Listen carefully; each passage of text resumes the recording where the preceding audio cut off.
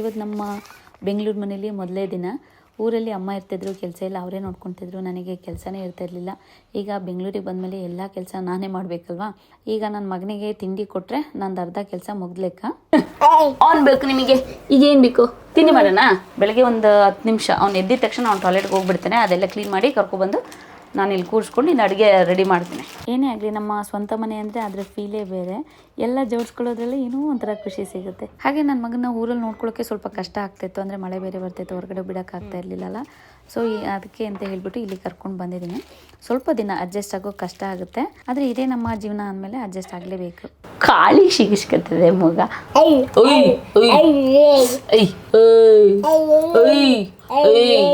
ಈಗ ಇವತ್ತು ತಿಂಡಿಗೆ ನಾನು ಓಟ್ಸ್ ಮಾಡ್ಕೊಳ್ಳೋಣ ಅಂತ ಅಂದ್ಕೊಂಡಿದ್ದೀನಿ. ಯಾಕಂದರೆ ಒಂದಿನ ರೈಸು ಚಪಾತಿ ರೊಟ್ಟಿ ಆ ಥರ ಮಾಡ್ಕೊತೀನಿ, ಒಂದಿನ ಓಟ್ಸು, ಒಂದಿನ ಮತ್ತೆ ರೊಟ್ಟಿ, ಒಂದಿನ ಓಟ್ಸು, ಒಂದಿನ ಚಪಾತಿ, ಹೀಗೆ ಈಗ ಮಾಡ್ತಾಯಿದ್ದೀನಿ. ಇವತ್ತು ಓಟ್ಸ್ ಮಾಡ್ಕೊಳ್ತಾ ಇದ್ದೀನಿ. ಓಟ್ಸಿಗೆ ಹನಿ ಹಾಕ್ಬಿಟ್ಟು ಮತ್ತು ಹಾಲು ಹಾಕ್ಬಿಟ್ಟು, ಮತ್ತು ಹನಿ ಇಲ್ಲ ಅಂದರೆ ನಾನು ಬೆಲ್ಲದ ಪೌಡ್ರ್ ಹಾಕ್ಕೊತೀನಿ. ಬಟ್ ಬೆಲ್ಲದ ಪೌಡ್ರ್ ಹಾಕಿಟ್ರೆ ಏನಂದರೆ ಸ್ವಲ್ಪ ಅಂಟೆಂಡು ಬರುತ್ತೆ. ಇವಾಗ ಇದಕ್ಕೆ ಡ್ರೈ ಫ್ರೂಟ್ಸ್ ಪೌಡ್ರು ಮತ್ತು ಫ್ರೂಟ್ಸ್ ಎಲ್ಲನೂ ಕಟ್ ಮಾಡ್ಕೊಂಬಿಟ್ಟು ಹಾಕ್ಕೊಂಬಿಟ್ಟು ತಿನ್ನೋದೆ. ನನ್ನ ಮಗನೂ ಇಷ್ಟಪಟ್ಟು ತಿಂತೀನಿ ಗೊತ್ತಾ. ಬೆಳಗ್ಗೆ ಎದ್ದು ನಾನು ಸ್ವಲ್ಪ ಫ್ರೀ ಆಗಿದ್ರೆ ಬಿಸಿನೀರು ಎದ್ದಿದ ತಕ್ಷಣ ನಮ್ಮ ಮನೆಯವ್ರು ಕಾಯಿಸಿಟ್ಟಿರ್ತಾರೆ, ಅದಕ್ಕೆ ಸ್ವಲ್ಪ ನಿಂಬೆಹಣ್ಣು ಹಾಕ್ಕೊಂಡು ಹನಿ ಹಾಕ್ಕೊಂಡು ಬಿಸಿನೀರು ಹಾಕ್ಕೊಂಡು ಕುಡ್ಕೊಂಡ್ಬಿಡ್ತಾನೆ. ನನ್ನ ಮಗ ಬೆಳಗ್ಗೆ ಎದ್ದಿದ ತಕ್ಷಣ ಆ್ಯಕ್ಚುಲಿ ಅವರಪ್ಪ ನೀರು ಕುಡಿಸ್ಬಿಡ್ತಾರೆ. ಅಲ್ಲಿ ನೋಡಿ ಅಲ್ಲಿ ನೋಡಿ ಅಲ್ಲಿ ನೋಡಿ ನನ್ನ ಮಗನಿಗೆ ಚಿಯಾ ಸೀಡ್ಸ್ ಅಂದರೆ ಎಷ್ಟು ಇಷ್ಟ ಗೊತ್ತಾ. ಅದಕ್ಕಾಗಿ ಏನೋ ಸ್ವೀಟ್ ತಿನ್ನೋಕೆ ಮಕ್ಳು ಆಸೆ ಪಡ್ತಾರಲ್ಲ ಹಾಗೆ. ಸೊ ಇನ್ನು ಮನೆ ತುಂಬ ಕೆಲಸ ಇದೆ. ಸೊ ಈ ಸರಿ ಕರ್ಟನ್ ಒಂದು ಹಾಕಿಸ್ಬೇಕು, ಮತ್ತು ಅಲ್ಲಿ ಸ್ಟಡಿ ಟೇಬಲ್ ಥರ ನಮ್ಮ ಮನೆಯವರಿಗೆ ವರ್ಕ್ ಟೇಬಲ್ ಒಂದು ಮಾಡಿಸ್ಕೊಬೇಕು. ಇದು ಕುಡಿದು ಆನಂತರ ತಿಂಡಿ ಎಲ್ಲ ತಿನ್ಕೊಂಡು ಏನಾರು ಕೆಲಸ ಮುಗಿಸ್ಕೊಂಡು ಹೊರಗಡೆ ಹೋಗಬೇಕು. ಈಗ ಸ್ವಲ್ಪ ನಾನು ದಿನಸಿ ತಗೊಂಡ್ಬಿಟ್ಟು ಬರಬೇಕು. ಅಷ್ಟೊಳಗೆ ಏನಾದರೂ ಒಂದು ಸ್ವಲ್ಪ ಲೈಟಾಗಿ ಮನೆಯಲ್ಲೇ ಸ್ಕಿನ್ ಕೇರ್ ಮಾಡಿಕೊಂಡು ಮನೆ ಕ್ಲೀನ್ ಮಾಡಬೇಕು. ನನ್ನ ಮಗ ನೋಡಿ ಹೇಗೆ ಮಾಡಿದ್ದಾನೆ ಅಂತ. ಈ ಎಕ್ಟಿಕ್ ಲೈಫ್ ಸ್ಟೈಲ್ ಮತ್ತು ಸ್ಟ್ರೆಸ್, ಪೊಲ್ಯೂಷನ್ ಮತ್ತು ಸರಿಯಾಗಿ ನೀರು ಕುಡಿದಲ್ಲೇ ಇರೋದು, ನಿದ್ರೆ ಮಾಡ್ದಲ್ಲೇ ಇರೋದು, ಪದೇ ಪದೇ ನಮ್ಮ ಸ್ಕಿನ್ನ ಹೊರಗಡೆ ಎಕ್ಸ್ಪೋಸ್ ಮಾಡೋದ್ರಿಂದ ಸ್ಕಿನ್ ಡಲ್ ಆಗುತ್ತೆ. ಈ ಡಲ್ ಸ್ಕಿನ್ನ ಪ್ರಾಪರಾಗಿ ಟ್ರೀಟ್ ಮಾಡಿ ಒಂದು ಬ್ರೈಟರ್ ಸ್ಕಿನ್ನ ನಾವು ಪಡಿಬೇಕು ಅಂದರೆ ಒಂದು ಎಫೆಕ್ಟಿವ್ ಪ್ರಾಡಕ್ಟ್ನ ಯೂಸ್ ಮಾಡೋದು ತುಂಬಾ ಇಂಪಾರ್ಟೆಂಟ್ ಆಗುತ್ತೆ. ಅದಕ್ಕೆ ಅಂತ ಹೇಳಿ ನಾನು ಹಿಮಾಲಯವರ brightening vitamin C orange face ಸಿರಮ್ನ ಯೂಸ್ ಮಾಡ್ತಾ ಇದ್ದೀನಿ. ಈ ಬ್ರ್ಯಾಂಡ್ನ ನಾನು ಟ್ರಸ್ಟ್ ಮಾಡ್ತೀನಿ, ಹಾಗೆ ತುಂಬ ವರ್ಷಗಳಿಂದ ಕೂಡ ಯೂಸ್ ಮಾಡ್ತಾ ಇದ್ದೀನಿ. It's made with 5x vitamin C, 10x niacinamide and the power of natural orange extracts. ಇದನ್ನ ಬಳಸೋಕೆ ಸ್ಟಾರ್ಟ್ ಮಾಡಿದ 3ನೇ ದಿನದಿಂದ ನಮ್ಮ ಸ್ಕಿನ್ನ ನ್ಯಾಚುರಲ್ ಬ್ರೈಟ್ನೆಸ್ ಅನ್ಲಾಕ್ ಮಾಡೋಕ್ಕೆ ಹೆಲ್ಪ್ ಮಾಡುತ್ತೆ.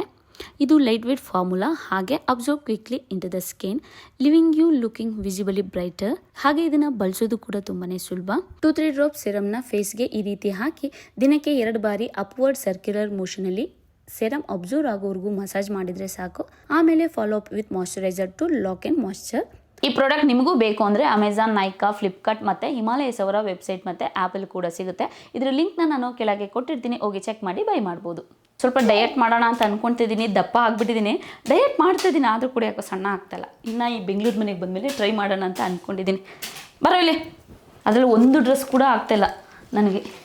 ಹಾಗಾಗಿ ಇದು ನೋಡಿ ಎಲ್ಲ ಎಷ್ಟು ಟೈಟ್ ಆಗೋಗ್ಬಿಡ್ತೆ. ಈಗ ಡ್ರೆಸ್ ಚೇಂಜ್ ಮಾಡ್ಕೊಂಡು ಹೋಗಿ ತಗೊಬಿಟ್ಟು ಬಂದುಬಿಡ್ಬೇಕು ನನ್ನ ಮಗನಿಗೆ ಹಾಲನ್ನ. ಮತ್ತೆ ರಾಜ್ಕುಮಾರ ತೆಗಿಬೇಡ ಮಗನೆ ಪ್ಲೀಸ್, ಬಿಡು ಮಗನೆ ಪ್ಲೀಸ್. ಇದನ್ನ ಮುಟ್ಟಬಾರ್ದು ಪುಟ್ಟಣ್ಣ, ಪ್ಲೀಸ್. ಅಮ್ಮಂಗೆ ಎಲ್ಪ್ ಮಾಡು ರಾಜ, ಮುಟ್ಟಬೇಡ ಪ್ಲೀಸ್, ಓಕೆನಾ? ಪ್ಲೀಸ್. ಸ್ವಲ್ಪ ಈಗ ದಪ್ಪ ಹೋಗ್ಬಿಡ್ತೀನಿ, ಫಸ್ಟ್ ಡ್ರೆಸ್ ಚೇಂಜ್ ಮಾಡಿಬಿಡ್ತೀನಿ, ಆಮೇಲೆ ಹೋಗಿ ತಗೊಬಿಟ್ಟು ಬರ್ತೀನಿ. ನೋಡಿ ಆ ಬಟ್ಟೆ ಸ್ವಲ್ಪ ಸಣ್ಣ ಆಗ್ತೀನಿ ಅಂತ ಸಣ್ಣ ತಗೊಬಿಟ್ಟು ಬಂದಿದ್ದೆ, ದಪ್ಪ ಆಗಿದ್ದೆ. ಆಕ್ಚುಲಿ ಲೂಸ್ ತಗೊಬಿಟ್ಟು ಬಂದಿದ್ದೆ, ಅದು ಟೈಟ್ ಆಗಿಬಿಟ್ಟಿದೆ. ಬಟ್ಟೆ ಸಣ್ಣ ಕಾಣಿಸ್ತಿದ್ದೀನಿ, ಸಣ್ಣ ಆಗಿಲ್ಲ. ಬಂದು ತಲೆಗೆ ಎಣ್ಣೆ ಹಾಲು ದಿನಸಿ ಅದು ಇದು ತಗೊಂಡು ಬರ್ಬೇಕು. ನೋಡಿ ನೋಡಿ ಡ್ಯಾಡಿ ಬಾಯ್ ಮಾಡಿ. ಬಾಯ್ ಮಗನಿ, ಬಾಯ್ ಮಗನಿ. ಈಗ ಡ್ಯಾಡಿ ಬೇಡ, ಮನೆಯಿಂದ ಯಾರು ಹೋಗ್ತಾರೆ ಅವ್ರ ಜೊತೆ ಹೋಗ್ತಾರೆ. ಬಾಯ್ ಮಾಡಿ ಡ್ಯಾಡಿಗೆ. ಬಾಯ್. ಬರ್ತಾರೆ ಇಲ್ಲ ಅಂತ ನೋಡೋದು. ಈಗ ಬಂದು ಹೆಂಗೆ ಕೈ ಕಟ್ಕೊಂಡು ನಿಂತ್ಕೊಂತ ನೋಡಿ. ಮೈಕು ಇಲ್ಲಿ ಬಿಟ್ರೆ ಆಗಲ್ಲ. ನೀನೇ ಹೋಗಿ ಮಾತ್ರ ಅಲ್ಲಿ ಕೈ ಕಟ್ಕೊಂಡು ನಿಂತ್ಕೊಳ್ತೀನಿ. ಚಪ್ಪಲ್ ಹಾಕೊಡ್ತೀನಿ ನಾನು. ಇಲ್ಲ ಇಲ್ಲೇ ನಿಂತ್ಕೊಮ್ಮ, ಇಲ್ಲಿ ಇಲ್ಲಿ ಇಲ್ಲಿ ಬಮ್ಮ ಪುಟ್ಟು. ಅಲ್ಲಿಗೆ ನಿಂತ್ಕೊಳ್ಳಿ, ನಡಿ ನಡಿ ಅಲ್ಲೇ ನಿಂತ್ಕೊಳ್ಳಿ.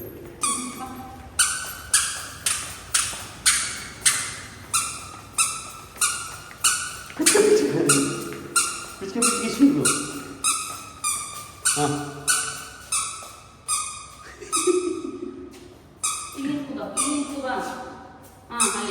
ದೂರದಲ್ಲಿ ಇರ್ಬೇಕು, ಓಕೆನಾ?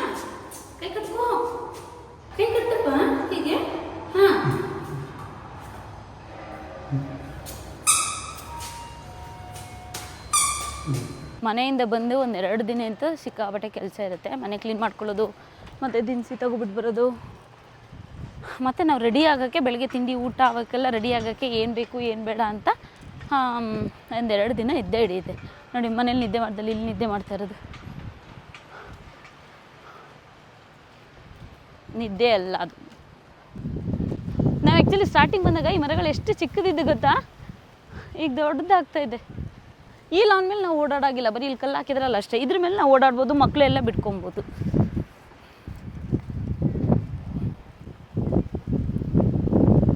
ನೋಡಿ ಇದರಲ್ಲಿ ಎಷ್ಟು ಕಲರ್ಸ್ ಇದೆ ಅಂತ. Orange colour, white colour. Cut ಮಾಡಿಬಿಟ್ಟಿದ್ದಾರೆ. ಕಟ್ ಮಾಡಿಬಿಟ್ಟಿದ್ದಾರೆ. ಆ್ಯಕ್ಚುಲಿ ತುಂಬ ಬಿಟ್ಟಿರುತ್ತೆ. ಇಲ್ಲಿ ಗ್ರೀನೇ ಕಾಣಿಸಲ್ಲ, ಅಷ್ಟು ಫ್ಲವರ್ಸ್ ಇರುತ್ತೆ. ಇವತ್ತು ಕಟ್ ಮಾಡಿಬಿಟ್ಟಿದ್ದಾರೆ. ರೀ ನಾನು ಕನಸಲ್ಲಿ ಇದು ಹೂ ಚೆನ್ನಾಗಿದೆ ಕಿತ್ಕೋ ದೇವರಿಗೆ ಅಂತ ಹೇಳ್ತಿದ್ರಿ ರೀ. ಈ ದಾಸವಾಳನೇ ಇದೊಂದು ಚೆನ್ನಾಗಿದೆ, ಇದು ಕಿತ್ಕೊಂತ ಕನಸೋ ನಿಜನೋ ಗೊತ್ತಿಲ್ಲ. ಇಲ್ಲೇ ನೋಡಿ ಹಂಗೆ ಮಾತಾಡ್ಕೊಂಬರೋದ್ರೊಳಗೆ ಇಲ್ಲೇ ಬಂದೇ ಹೋಯ್ತು. Super market. ಈ ಜಾಗದಲ್ಲಿ ಮಾತ್ರ ಇಷ್ಟು ಗಾಳಿ, ಮಕ್ಕಳು ಉಸಿರಾಡೋಕ್ಕೆ ಆಗಲ್ಲ, ಅಷ್ಟೊಂದು ಗಾಳಿ ಬರುತ್ತೆ. ಬಟ್ ಆಚೆ ಹೋಗಿದ ತಕ್ಷಣ ಸರಿ ಹೋಗ್ಬಿಡುತ್ತೆ. ಗಾಳಿನೂ ಗಾಳಿ. ಇಶಾ ನಡಿಯ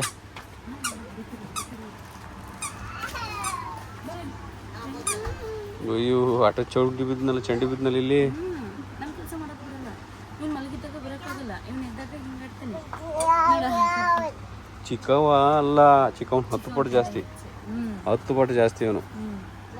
1 ನಿಮಿಷ ಸುಮ್ಮನಿರಲ್ಲ. ನಡಿಯ ಆ ಕಡೆ ನಡಿ, ಆ ಕಡೆ ನಡಿ ಅಪ್ಪಾಜಿ, ಈ ಕಡೆ ಬನ್ನಿ. ಹೋಗೋಣ ಹೋಗೋಣ ಬಾ ಅಲ್ಲಿಗೆ. ಅಯ್ಯೋ ಮುಚ್ಚ ಬನ್ನಿ.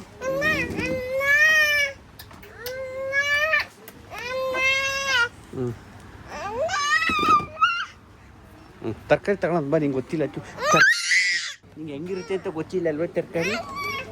ತರಕಾರಿ ಚೆನ್ನಾಗಿರುತ್ತೆ ಮಗನಿ. ಆಟಾಡೋಕೆ ಅದನ್ನ ಇಟ್ಕೊಂಡು ನೋಡಿಲಿ.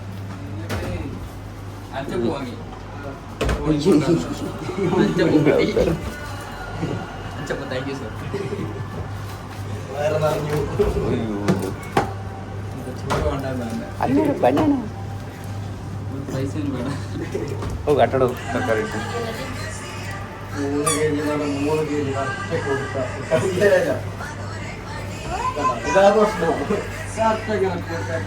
ಇನ್ನು ನನ್ನ ಮಗನ ಇಟ್ಕೊಬಂದು ನಾನು ಏನೂ ಶಾಪಿಂಗ್ ಮಾಡೋಕ್ಕಾಗಲ್ಲ, ಬರೆದು ಇಟ್ಕೊಂಡ್ಬಿಟ್ಟಿರ್ತೀನಿ. ಆದರೂ ಎಲ್ಲ ಮರ್ತೋಗ್ಬಿಡುತ್ತೆ. ಅಂದಾಜಲ್ಲಿ ಏನೋ ತಗೊತಾ ಇರ್ತೀನಿ. ಇನ್ನು ಅವನ್ನ ಇಟ್ಕೊಂಡು ಅಲ್ಲಿದ್ದಿದ್ದು ಹಣ್ಣುಗಳೆಲ್ಲನೂ ಎಳಿಯೋದು, ತರಕಾರಿಗಳು ಒಂದರಿಂದ ಒಂದಕ್ಕೆ ಎಸ್ತಾಕೋದು, ಇದೇ ಮಾಡ್ತಿರ್ತೀನಿ. ಅವನ್ನ ಇಟ್ಕೊಳ್ಳೋರು ಒಬ್ಬರು ಬೇಕು. ನಂಗೆ ಏನು ತಗೊಬಿಟ್ಟು ಬರೋಕ್ಕೆ ಹೋಗಿರ್ತೀನಿ, ಅದು ಬಿಟ್ಬಿಟ್ಟು ಇನ್ನು ಉಳಿದಿದ್ದೆಲ್ಲ ತಗೊಬಿಟ್ಟು ಬರ್ತಾ ಇರ್ತೀನಿ. ಹಾಗೆ ಆಗೋದು ಯಾವಾಗಲೂ ಅಷ್ಟೇ. ಹಾಗೆ ಇವತ್ತು ಅವ್ರ ಡ್ಯಾಡಿ ಬಂದಿರೋದ್ರಿಂದ ಪರವಾಗಿಲ್ಲ, ಸ್ವಲ್ಪ ನೋಡ್ಕೊತಿದ್ದಾರೆ. ನಾನು ಆ್ಯಕ್ಚುಲಿ ಬೆಂಗಳೂರಿಗೆ ಸ್ವಲ್ಪ ಡಯಟ್ ಮಾಡೋಣ ಅಂತಲೇ ಬಂದಿರೋದು. ಹಾಗಾಗಿ ಹಣ್ಣು ತರಕಾರಿಗಳು ಇಷ್ಟೇ ತೊಗೊಳ್ತಾ ಇದ್ದೀನಿ. ನಾನು ಸಾಂಬಾರು ಮಾಡೋದು ಸ್ವಲ್ಪ ಕಡಿಮೆನೇ, ಯಾಕಂದರೆ ತರಕಾರಿ ಪಲ್ಯ ಮಾಡಿಬಿಟ್ರೆ ಅನ್ನ ಮೊಸರು ಇದ್ದರೂ ಸಾಕು ನಮಗೆ. ಒಂದು ಬೆಳಗ್ಗೆ ಏನಾದರೂ ಪಲ್ಯ ಚಟ್ನಿ ಮಾಡ್ಕೊಂಡ್ರೆ ಅದೇ ರೈಸಿಗೆ ಹಾಕ್ಬಿಡುತ್ತೆ. ನಮ್ಮನೆಯವರು ಕೂಡ ನನ್ನ ಜೊತೆ ಸೇರಿಕೊಂಡು ಸ್ವಲ್ಪ ಊಟ ಎಲ್ಲ ಕಡಿಮೆ ಮಾಡೋದ್ರಿಂದ ಅಟ್ಲೀಸ್ಟ್ ಹೆಲ್ದಿಯಾಗಿರೋ ಅಂಥ ತೊಗೊಬೇಕಲ್ವ. ಹಾಗಾಗಿ ಎಲ್ಲ ವೆಜಿಟೇಬಲ್ಸು ಫ್ರೂಟ್ಸು ತೊಗೊಳ್ತಾ ಇದ್ದೀನಿ. ಇನ್ನು ನನ್ನ ಮಗನ ಚೇಷ್ಟೆ ನೋಡಿ, ಬೇಕು ಅಂತಲೇ ಎಲ್ಲಿಗೆ ಬೇಕು ಅಲ್ಲಿಗೆ ಕೈ ಹಾಕೋದು, ಇಲ್ಲ ಕಾಲು ಹಾಕೋದು, ಮತ್ತು ನೆಗೆಯಕ್ಕೆ ಹೋಗೋದು, ಯಾವುದಾದ್ರೂ ಮಕ್ಕಳಿದ್ರೆ ಎಳ್ದಾಡೋದು, ಬರೀ ಇದೇ ಮಾಡ್ತಾ ಇರ್ತಾನೆ ಅವನು. ಬರೋ ಹೋಗೋಣ. ಎಲ್ಲ ಬಾಟ್ಲು ಆಯಿತು, ಕರೆಕ್ಟ್ ಆಯ್ತು. ಬಾ ಜೋಡಿಸಿ ಹೋಗೋಣ. ನೋಡಿ ಬಿಡೋದ, ಬಾ ಹೋಗೋಣ. ಬಾರ ಸಾಕು. ಬಾರ ಅಪ್ಪಾಜಿ ಸಾಕು, ಬಾರ. ಆಯಿತು ಬಾ, ಅಲ್ಲಿ ನೋಡಾಯ್ತು. ಬಾರ ಅಪ್ಪಾಜಿ. ಬಾ ನಡಿ ಹೋಗೋಣ. ಪೇಮೆಂಟ್ ಮಾಡೋಕ್ಕೆ ಮೊಬೈಲ್ ಇದಿಲ್ಲ. ಹೋಯ್ತು ನೋಡಿ. ಇಲ್ಲಿ ಹಾಲು ತಗೊಳ್ವಾಗ ಪಾಪ ನಮ್ಮಮ್ಮ ಹೇಳಿದ್ದೆ ನೆನಪಿಗೆ ಬರ್ತಾಯಿದೆ ಮಾತುಗಳು. ಯಾಕಂದರೆ ಅಮ್ಮನೇ ಹಸು ಅಲ್ವಾ, ಹಾಲು ಕುಡೀರಿ ಚೆನ್ನಾಗಿ ಅನ್ನೋರು. ಅಲ್ಲಿ ಕುಡಿತಿರ್ಲಿಲ್ಲ, ಇಲ್ಲಿ ದಿನಕ್ಕೆ 1 ಲೀಟ್ರ್ ತಗೊಂಡು ಹೋಗ್ತಾ ಇದೀವಿ. ಏನೇ ಆದರೂ ಅಷ್ಟೇ ಅಲ್ವಾ, ನಮ್ಮ ಹತ್ರ ಇದ್ದಾಗ ಅದ್ರ ಬೆಲೆ ಗೊತ್ತಾಗಲ್ಲ, ಇಲ್ದಿದ್ದಾಗಲೇ ಗೊತ್ತಾಗೋದು. ನಮ್ಮ ಅಮ್ಮನ ಮಾತಾಗಲಿ ಗಂಗೆ ಆಗಲಿ ಎಲ್ಲ ನೆನಪಿಗೆ ಬರ್ತಾ ಇದೆ.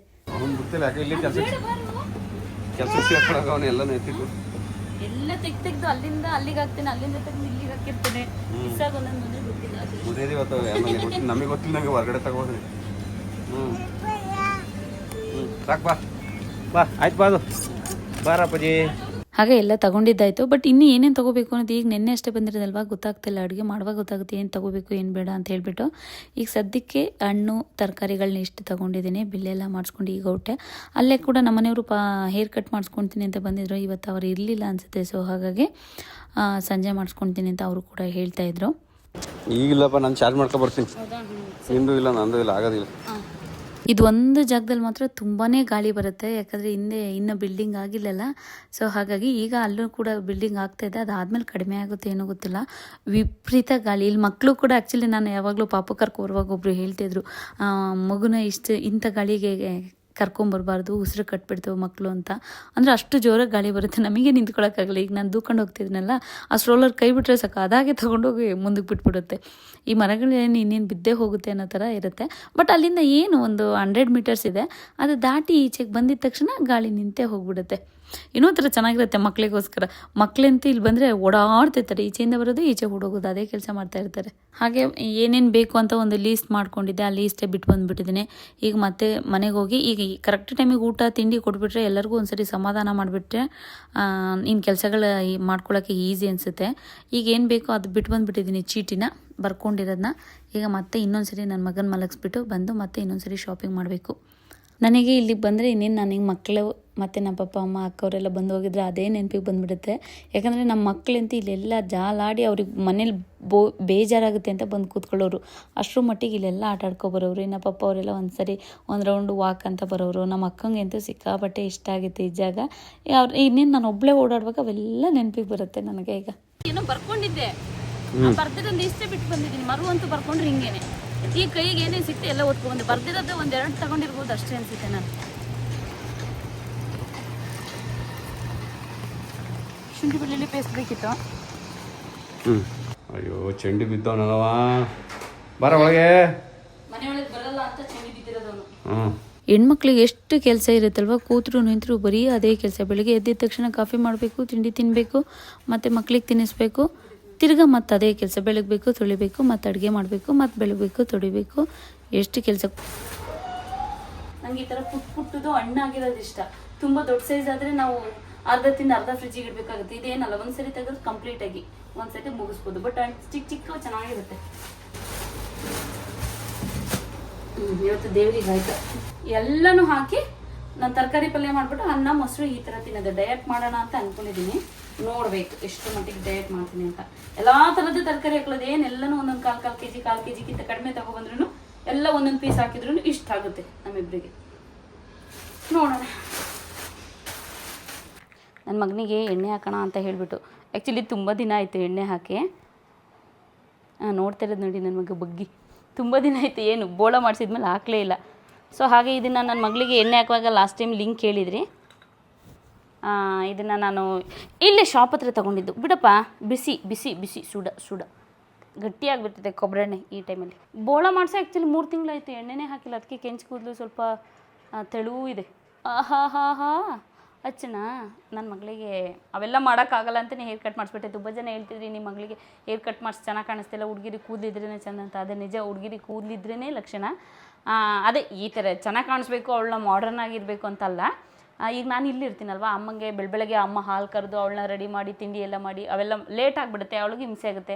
ಮತ್ತು ಎಣ್ಣೆ ಹಾಕಿ ನಾವು ಸ್ನಾನ ಮಾಡಿಸಲಿಲ್ಲ ಅಂದರೆ ವಾಸನೆ ಎಲ್ಲ ಬರುತ್ತೆ, ಸ್ಮೆಲ್ ಬರುತ್ತೆ ಕೂದಲು. ಸೊ ಹಾಗಾಗಿ ಅದು ಬೇಡ ಅಂತ ಹೇಳ್ಬಿಟ್ಟು ಫ್ರೀ ಆಗಿರಲಿ ಅವಳು ಅಂದ್ಕೊಂಡು ನಮಗೂ ಫ್ರೀ ಆಗಲಿ ಅಂತ ಮಾಡಿಸಿದಷ್ಟೇ. ಇನ್ನು ಒಂದು 7th ಆಗಿಬಿಟ್ಕೊಂಡ್ರೆ ನಮಗೆ ಫ್ರೀ ಆಗುತ್ತೆ. ಬಪ್ಪುಟ್ಟಣ ಕಪಿ ಚೇಸ್ಟ್ ಒಂದು ಸ್ವಲ್ಪ ಇಲ್ಲಿಂದ ಬಗ್ಗಿ ನೋಡಿದ್ದಾರೆ, ಬಗ್ಗಿ ನೋಡೋದು. ಎಣ್ಣೆ ಹಾಕಿದ್ದೀನಿ, ಸ್ನಾನ ಮಾಡಿಸ್ಬೇಕು ಇವತ್ತು. ಹಾಗೆ ತೆಗಿ ಗಬ್ಬಾಗಿ ಹೋಗಿದ್ದಾನೆ. ಇನ್ನು ಮತ್ತೆ ತಿರ್ಗಿ ಅದೇ ಕೆಲಸ. ಸಂಜೆ ಅಡುಗೆ ಮಾಡು, ಪಾತ್ರೆ ಬೆಳಗು, ಪಾತ್ರೆ ತೊಳಿ, ಅಷ್ಟು ಕ್ಲೀನ್ ಮಾಡಿರ್ತೀವಿ. ಮತ್ತೆ ಅದೆಲ್ಲ ಬಡಿಸಿ ಅವನಿಗೆ ಊಟ ಮಾಡಿಸಿ ಬರೋದ್ರೊಳಗೆ ಮತ್ತೆ ಅಷ್ಟೇ ರಂಪಾಗಿ ಹೋಗಿರುತ್ತೆ. ಹಾಗೆ ಸ್ವಲ್ಪ ಮೂಲಂಗಿ ಚಟ್ನಿ ಮಾಡ್ಕೊಂಡಿದ್ದೆ, ಅದೇ ರೈಸಿಗೆ ಆಯಿತು. ಇನ್ನು ತರಕಾರಿ ಪಲ್ಯ ಮಧ್ಯಾಹ್ನ ಮಾಡಿ ಉಳಿದಿತ್ತು. ಇನ್ನು ಅದನ್ನೇ ಕೂಡ ನಮ್ಮ ಮನೆಯವ್ರಿಗೂ ಕೂಡ ಕೊಡ್ತಾಯಿದ್ದೀನಿ.